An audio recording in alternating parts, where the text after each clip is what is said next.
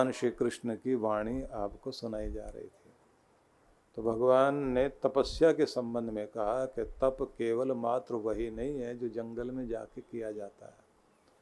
सबसे बड़ा तप तो वो है जो आप संसार के बीच रहकर अपने आप को संभालते हैं।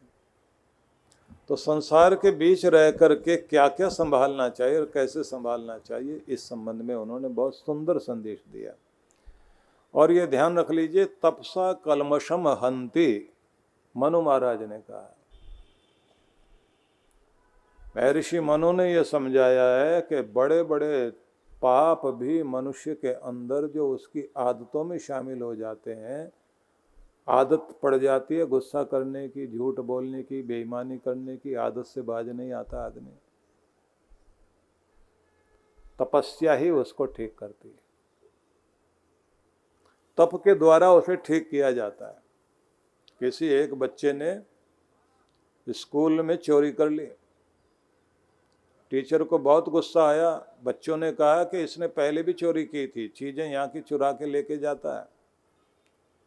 अब बच्चों को लेकर के टीचर उसके घर गया और उसके फादर के पास जाकर के बोला, ये देखो बच्चा, सब बच्चों की शिकायतें हैं कि ये बार बार चोरी करता है। अब उसके फादर को गुस्सा बहुत आया। उसने कहा इसका बैग खुलवाओ, बस्ता खुलवाओ, क्या क्या चुराया इसने। तो वो सब चीजें देखी। देखने के बाद बोला, इधर आ। कान पकड़ा उसका, एक थप्पड़ लगाया। बोले, जब मैं ऑफिस से चुरा चुरा के इतनी सारी चीजें तेरे लिए लेके आता हूं, फिर स्कूल से चुराने की जरूरत क्या है।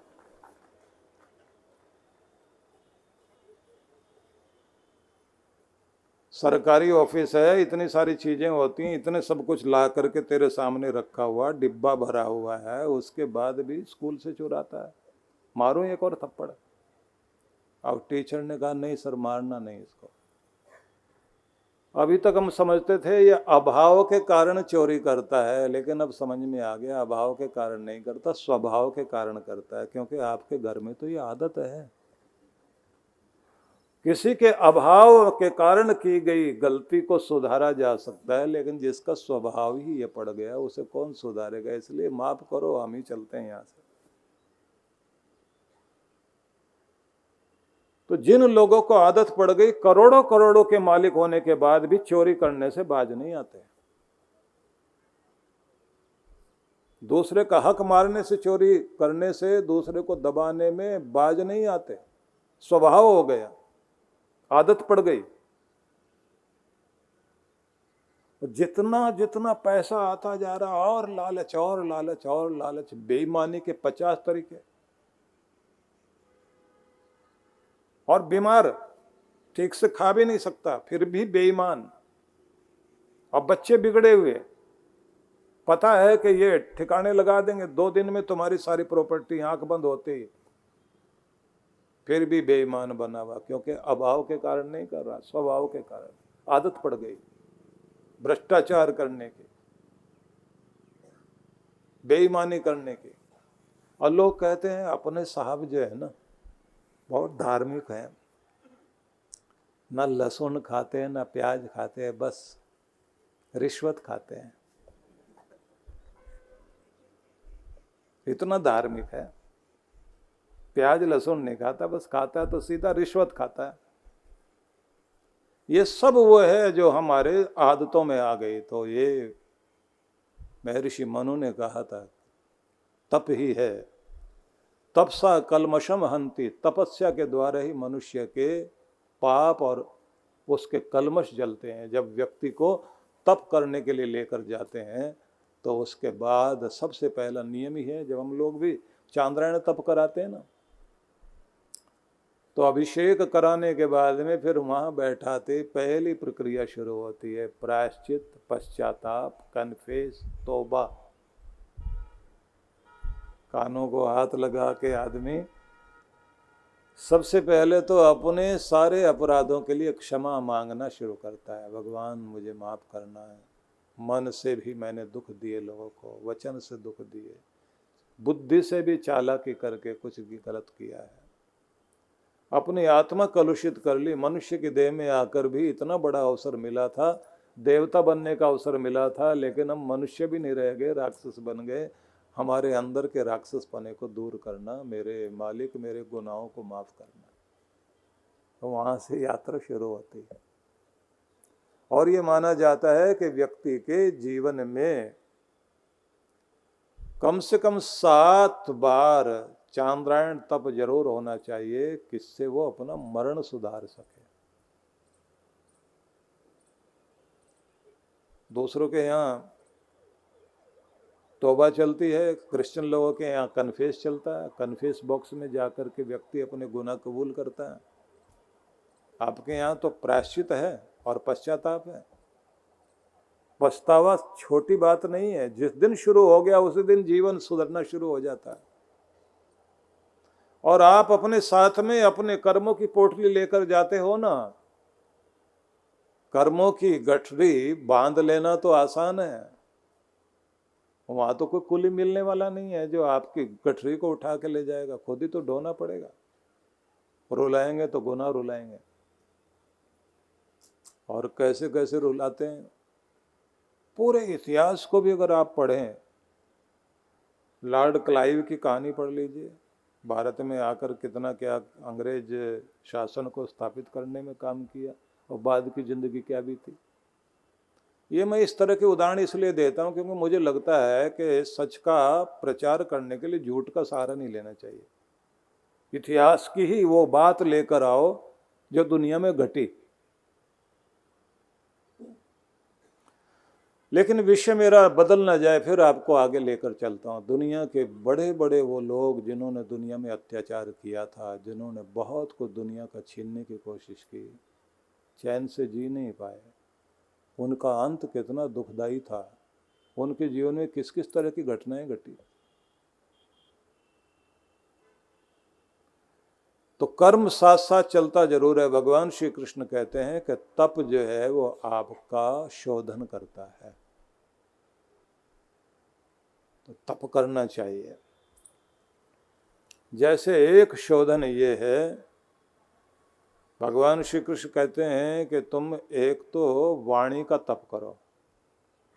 वाणी का तप क्या? अनुद्वेग करम वाक्यम सत्यम प्रिय हितम चयत स्वाध्याय अभ्यसनम चैव वांगमयम तप उच्यते। मन करता है किसी को भड़ास निकाल के कड़वी कड़वी बातें सुना दें, जिसको हम पसंद नहीं करते,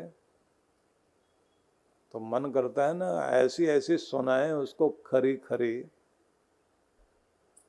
याद करें। लेकिन भगवान श्री कृष्ण ने कहा कि तप क्या? अनुद्वेग करम वाक्यम। भड़काने पर भी तुम ना भड़को, बहलाने पर भी तुम ना बहलो, भटकाने पर भी तुम ना भटको। जो स्वयं की वाणी को कंट्रोल कर ले और अपने मन को कंट्रोल कर ले, वो बहुत बड़ा तप है। इससे सीखो। क्योंकि जंगल में आप तपस्या करने बैठ जाओ तो वहां आपको लगेगा अब हम सच बोलते हैं, गुस्सा भी नहीं करते हैं, शांति भी बहुत है, प्रेम भी बहुत है, क्योंकि वहां व्यवहार करने के लिए कोई है नहीं ना आपके पास। असलियत तो तब पता लगती है जब आप दुनिया में आते हो। दुनिया के बीच जब आप जाते हैं तो उस समय पता लग जाता है कि आप कितने शांति वाले हैं, कितने मधुरता वाले हैं, कितने धैर्य वाले हैं, कितने बर्दाश्त वाले हैं, सब पता लग जाता है। 2-4 टोकने रोकने वाले मिल जाएं। तो इसलिए कहा गया है अनुद्वेग करम वाक्यम। उद्वेग उत्पन्न करने वाले लोग सामने हो और आप भड़के नहीं, और कोई व्यक्ति आपकी तारीफ करके आपको विचलित करे तो भी आप स्वयं को संभाले रखें। लेकिन यह शब्द एक बहुत ही अलग तरह से समझाया गया है कि कुछ भी स्थिति परिस्थिति रहे, उद्वेगकारी वाक्यों को नहीं बोलना, यही है वाणी का तप। मतलब भड़काने वाली, आग लगाने वाली, गुस्सा दिलाने वाली, चोट पहुंचाने वाली, दर्द पैदा करने वाली वाणी नहीं बोलना। तो बड़े लोग बोलते हैं ना, इंसानों की तरह बोलो, जानवरों की तरह नहीं। संस्कृत में कहा जाता है कि तुम्हारा बोलना जो है वो समृद्ध होना चाहिए। वचने का दरिद्रता, बोलने में क्यों गरीब बनते हो भाई? बोलने में दरिद्र क्यों बनते हो? अमीरी दिखाओ। दूसरे के अच्छे गुण को देख करके दो अच्छे शब्द कहने वाले बन जाओ, ये तुम्हारी समृद्धि है। लोग कहते हैं ना, रॉयल फैमिली वाला है, कुलीन परिवार वाला है।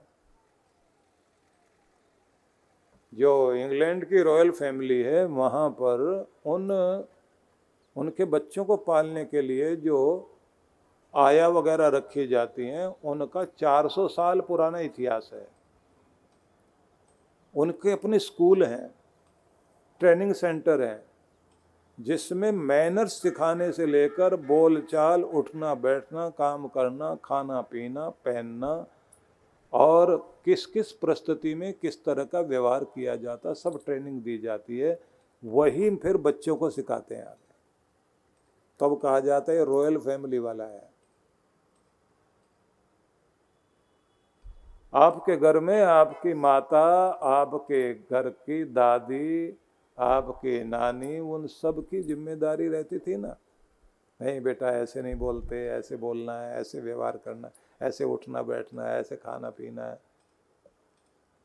इसलिए ब्रिटिश लोगों में अगर आप देखें, सवेरे नाश्ता करने भी बैठेंगे तो पूरा अच्छी तरह शूटेड बूटेड हो करके, पूरा अच्छी तरह तैयार होके, टाई वाई लगा के और सारा अपने टेबल के ऊपर सारी चीज़ें सजा के और इतने ढंग से बैठ के खाते हैं। जो अंग्रेजों का अपना तरीका रहा है।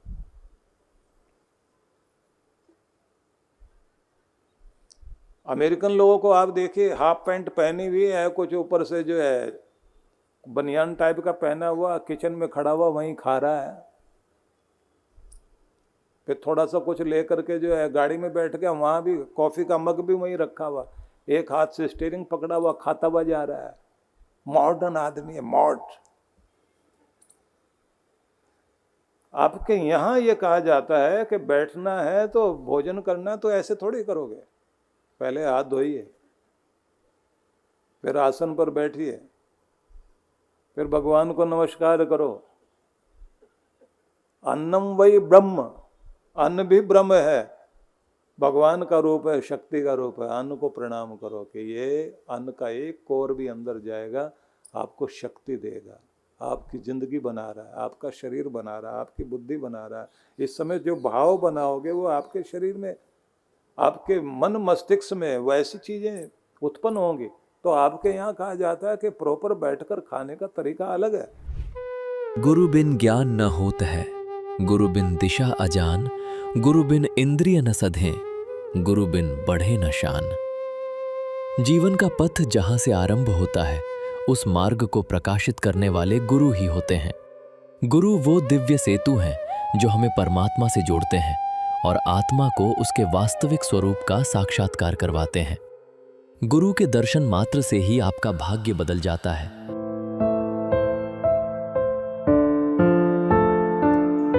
और यदि गुरु की मेहर भरी नजर आप पर पड़ गई तो आपका कल्याण निश्चित है। परम पूज्य सद्गुरुदेव श्री सुधांशु जी महाराज एवं डॉक्टर अर्चिका दीदी जी के पावन सानिध्य में 25 से 29 जुलाई 2026 गुरु पूर्णिमा महोत्सव बड़े ही हर्षोल्लास के साथ आयोजित किया जा रहा है। मान्यता है कि गुरु पूर्णिमा के अवसर पर गुरु की विशेष कृपा प्राप्त करने का श्रेष्ठ अवसर होता है। इन दिनों ध्यान और साधना में लीन होकर साधक अपने गुरु मंत्र को जागृत करता है और आध्यात्मिक उन्नति की ओर अग्रसर होता है। आइए गुरु की विशेष कृपा प्राप्ति के लिए जुड़े हमारे साथ। कार्यक्रम की रूपरेखा, दिनांक 25 से 29 जुलाई 2026। शुभारंभ 25 जुलाई सायं 5 बजे से सत्संग। 26 एवं 27 जुलाई प्रातः 8 बजे से 10 बजे गुरु कृपा साधना। सायं 5 बजे से गीता पर विशेष सत्संग। 28 जुलाई प्रातः 8 बजे से गुरु मंत्र दीक्षा। प्रातः 9 बजे से दिव्य शक्तिपात क्रिया, सायं 5 बजे से गीता पर विशेष सत्संग। 29 जुलाई प्रातः 8 बजे से मुख्य गुरु पूर्णिमा महोत्सव। स्थान आनंद धाम आश्रम, बक्करवाला, नई दिल्ली 11000415। आयोजक विश्व जागृति मिशन। गुरु मंत्र सिद्धि साधना के लिए संपर्क करें